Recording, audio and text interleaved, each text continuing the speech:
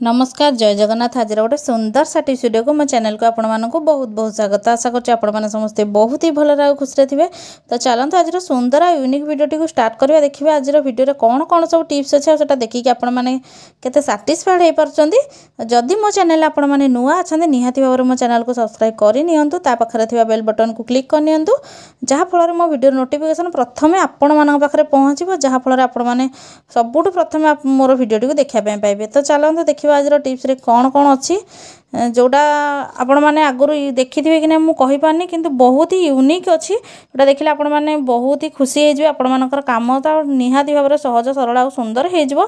तो आ गोटे कथा कही रखुच्छी भिडियोटी आपण मैंने कौटू वाच कर मत कमेंट सेक्शन में लिखिकी जल्दी जल्दी जन दिंतु जहाँफल मुझे जानीपारि जे एक्चुअली मो भिडियोटा पर्टिकुलर दुनियार को कोण अनुकोण में पहुँची पारिछि।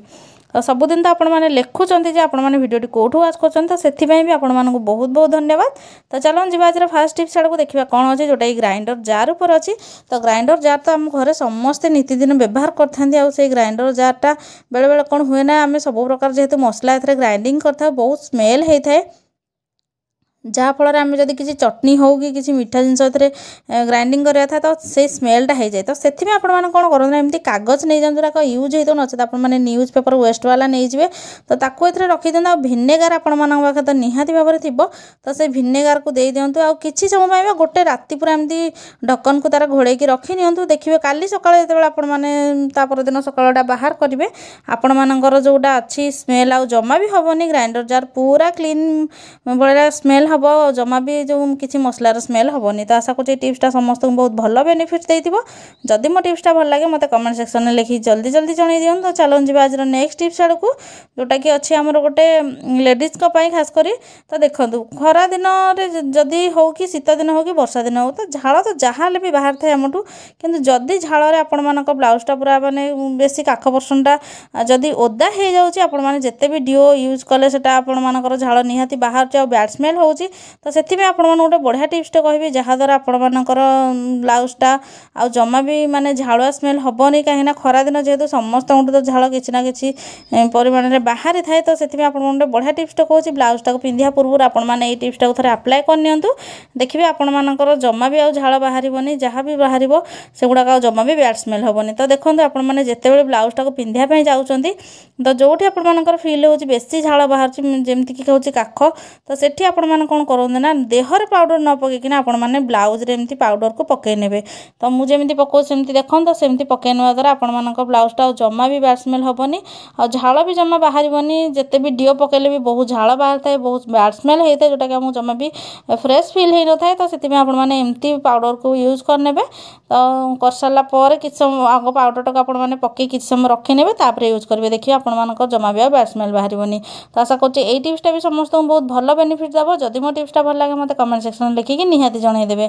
तो चलते जी आज नेक्स्ट टिप्स आड़ को देखा कौन अच्छी आ पाउडर टिप्सटा तो बहुत ही भल काम दब आपण मानू खास कर खरा दिन में। तो जल्दी जल्दी जाइए निजे निजे यूज करनी। तो चलते जी आज नेक्स्ट टिप्स जोटा कि अच्छी आमर परिवाटा आम केमती कौन रखा आ काटा अति सहजरे बिना छुरी रे सेटा आज आपण मानू कहबी। तो देखो खरा दिन हो वर्षा दिन हो शीत दिन हो आपण मैंने परिवा को सब फ्रिज रे स्टोर करथांती किंतु खरा दिन में खास कर आमर पोटल बहुत परिमाण में आसता है। तो आपण मैंने जदि फ्रिज रे रखुच्छे तो 2-4 दिन गलापर आपण मानकर एमती येलो कलर पूरा हो जाए जोटा कि आमको खाया जमा भी टेस्ट लगे न थाए।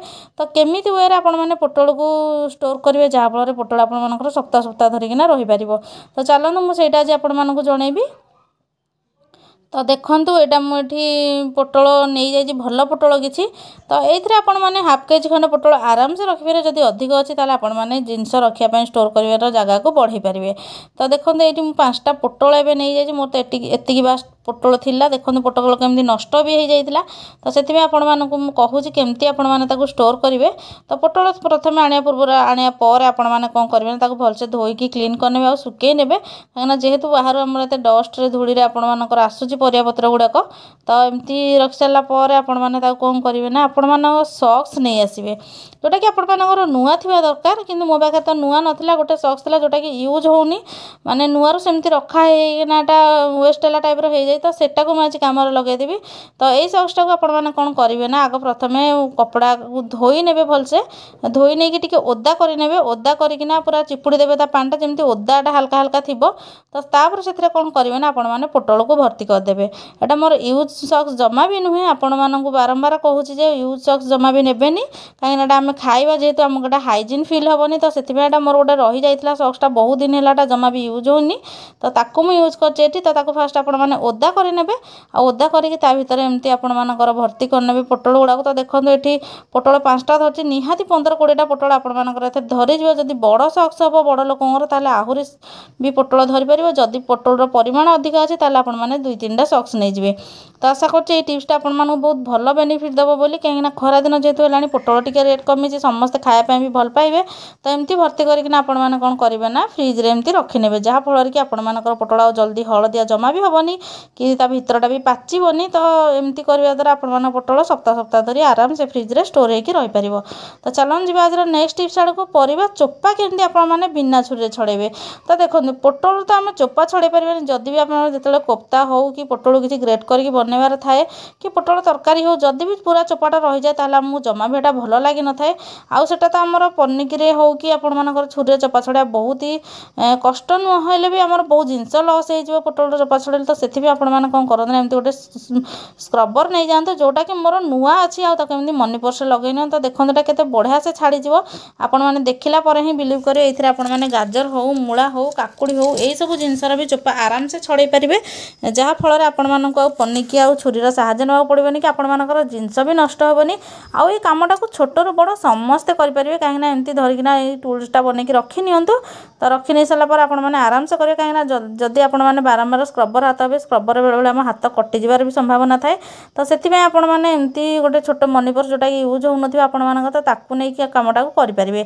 तो आशा कर आज भिडियो सब टिप्स आपण बहुत भल बेनिफिट देव। टिप्स भल लगे मत कमेंट सेक्शन लिखिकी निहाती जनईदेवे।